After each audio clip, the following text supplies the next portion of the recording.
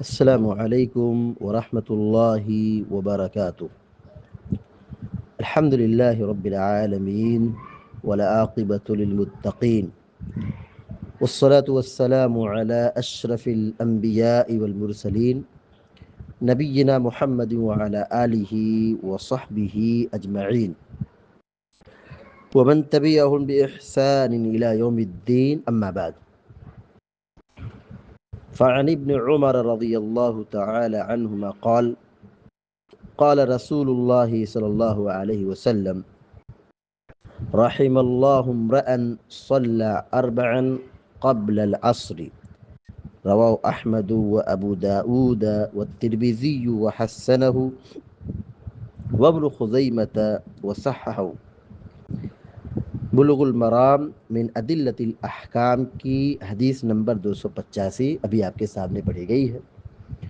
حدیث کے راوی مشہور صحابی سیدنا عبداللہ بن عمر رضی اللہ تعالی عنہما ہے۔ وہ بیان کرتے ہیں کہ اللہ کے رسول صلی اللہ علیہ وسلم نے فرمایا: رحم اللہ امرأ صلی اربعا قبل العصر۔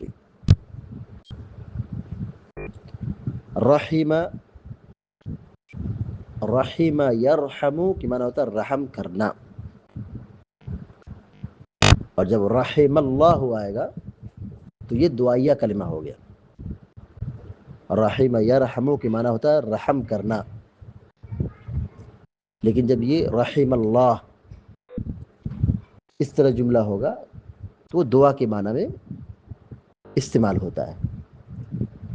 رحم اللہ، اللہ رحم کرے، رحم اللہ، اللہ رحم کرے۔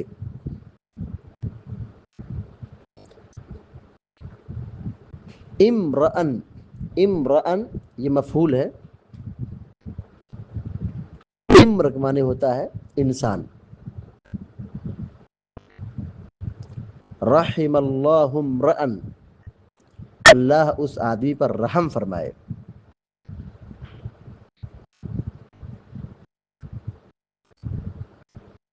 صلی اربعا قبل العصر، صلی یصلی نماز پڑھنا، اربعا چار رکعت، قبل العصر عصر سے پہلے۔ رحم اللہ امرأ صلی اربعا قبل العصر، اللہ کے نبی صلی اللہ علیہ وسلم بیان فرماتے ہیں کہ جو شخص عصر سے پہلے 4 رکعت نماز پڑھے اللہ اس پر رحم کرے گا۔ رحم اللہ امرأ، اللہ رحم کرے اس آدمی پر، صلی اربعا قبل العصر، جو شخص عصر سے پہلے 4 رکعتیں پڑھے۔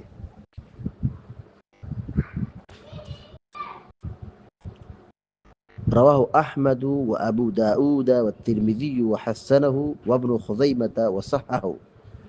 اس حدیث کو امام احمد نے، امام ابو داود نے، امام ترمذی نے بیان کیا ہے، وحسنہ، اور امام ترمذی نے اس حدیث کو حسن قرار دیا ہے، وابن خزیمۃ وصححہ، اور امام ابن خزیمہ نے بھی اس حدیث کو بیان کیا ہے اور اس حدیث کو صحیح قرار دیا ہے۔ حدیث کا مطلب یہ ہے کہ عصر کی نماز سے پہلے 4 رکعت پڑھنا اللہ کے نبی صلی اللہ علیہ وسلم کی حدیث سے ثابت ہے۔ عصر سے پہلے 4 رکعت، اور اس کی فضیلت یہ بیان کی گئی ہے کہ اللہ تعالیٰ اس پر رحم کرے، یعنی یہ دعائیہ کلمہ ہے کہ جو شخص 4 رکعت پڑھے گا وہ اللہ کی رحمت کا مستحق ہوگا۔ تو عصر سے پہلے 4 رکعت یہ کون سی نماز ہے؟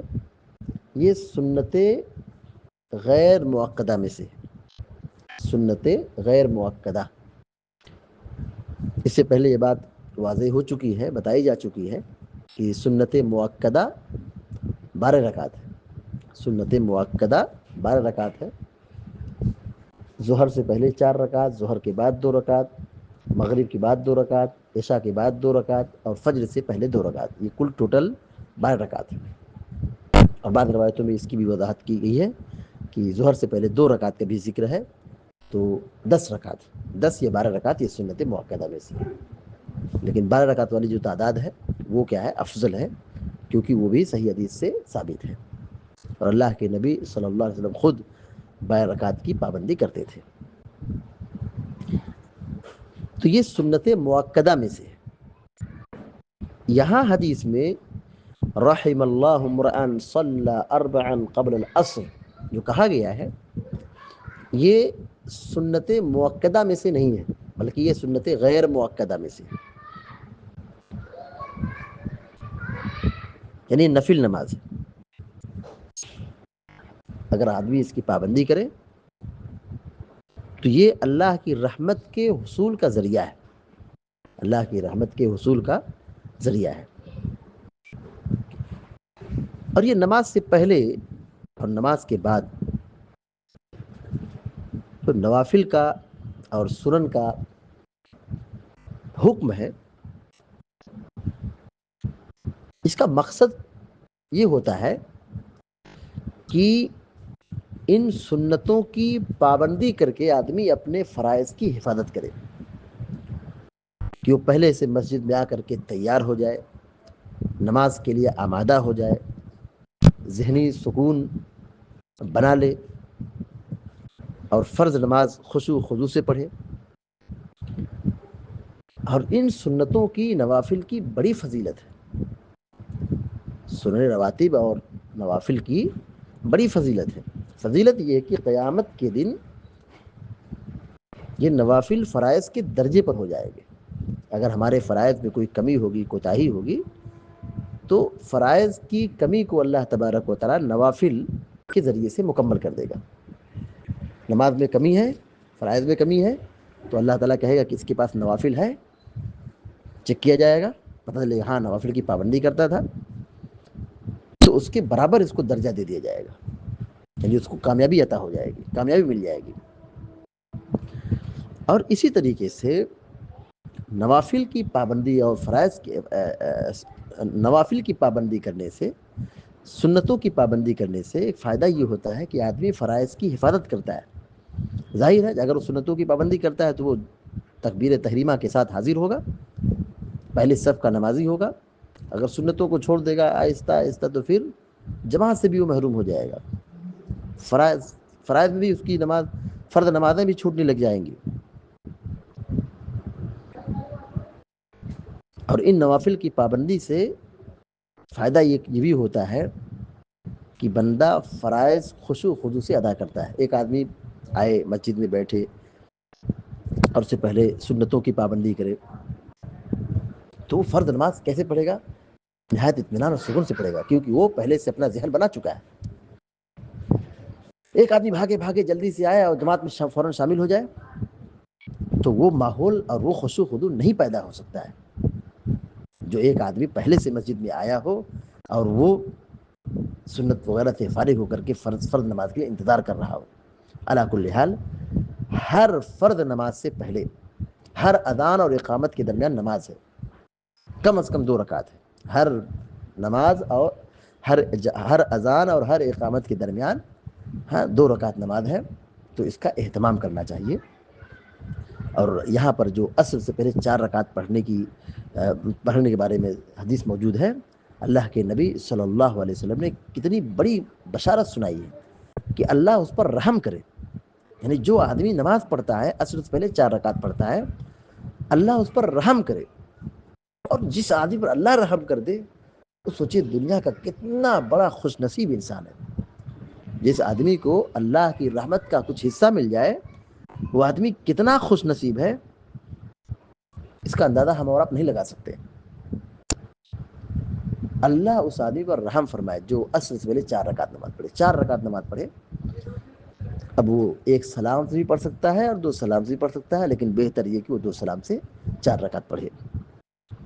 دیکھیے ہمارے اسلاف ان سنتوں کی اور نوافل کی کتنی شدید پابندی کرتے تھے۔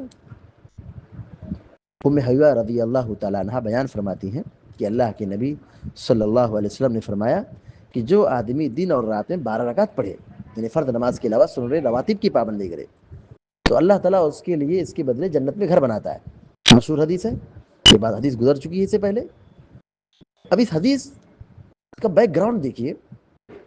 حضرت ام سلمہ رضی اللہ تعالیٰ کہتی ہیں کہ جب سے میں نے یہ حدیث سنی کبھی میں نے اس کو چھوڑا نہیں. یعنی اس حدیث پر عمل کرتے ہوئے 12 رکعت ہر روز پڑھا ہے. یہ کون کہہ رہی؟ حدیث کے راوی حضرت ام حبیبہ رضی اللہ تعالیٰ عنہا. ابھی آگے چلیے. اس حدیث کے ایک راوی ہیں جو حضرت انبسہ بن ابی سفیان. وہ کہتے ہیں کہ جب سے میں نے یہ حدیث ام حبیبہ سے سنی ہے رضی اللہ عنہا میں نے اس کو کبھی نہیں چھوڑا. یعنی دن اور رات میں 12 رکعت کی پابندی کی ہے. اور آگے چلیے. اس حدیث کے ایک راوی ہے نعمان ابن سالم. وہ کہتے ہیں کہ جب سے میں نے یہ حدیث سنی ہے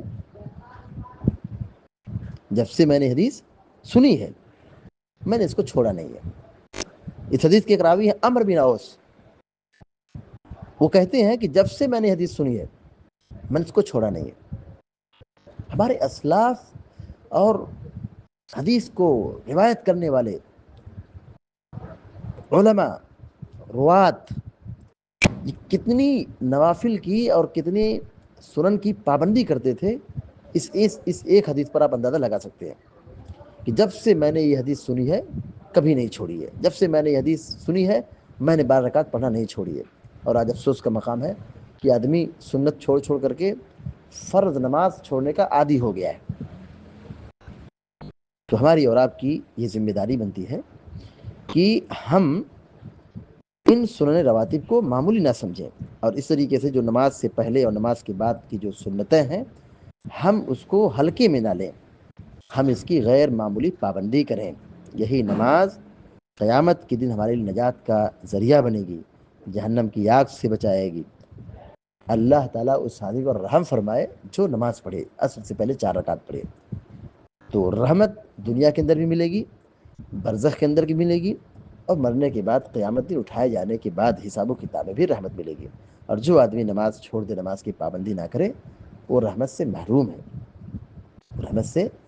ہے. بہرحال یہاں عصر سے پہلے 4 رکعت کی نماز کی جو حدیث ہے یہ سنت غیر مؤکدہ میں سے ہے. اس کا پڑھنا واجب اور فرض کے درجے میں نہیں, لیکن اس کی پابندی ہم کریں تو بہت بڑا ثواب ہے. کیا ثواب ہے؟ کہ اللہ کی رحمت کے حصول کا ذریعہ ہے. اس حدیث سے یہ بات معلوم ہوئی کہ عصر کی نماز سے پہلے 4 رکعت پڑھنا یہ سنت غیر مؤکدہ میں سے ہے. دوسری بات یہ معلوم ہوئی نوافل کی پابندی سے, عصر سے پہلے 4 رکعت نماز پڑھنے سے اللہ کی رحمت کے حصول کا ذریعہ ہے, رحمت کے حصول کا سبب ہے. عصر سے پہلے 4 رکعت نماز پڑھنا یہ رحمت الہی کے حصول کا ذریعہ ہے. اللہ تبارک و تعالیٰ سے دعا ہے کہ اللہ تعالیٰ ہم سب کو آپ سب کو علم نافع اور عمل صالح کی توفیق عطا فرمائے. آمین یا رب العالمین. وصلی اللہ علی نبینا محمد وسلم تسلیما کثیرا. السلام علیکم و رحمۃ اللہ وبرکاتہ.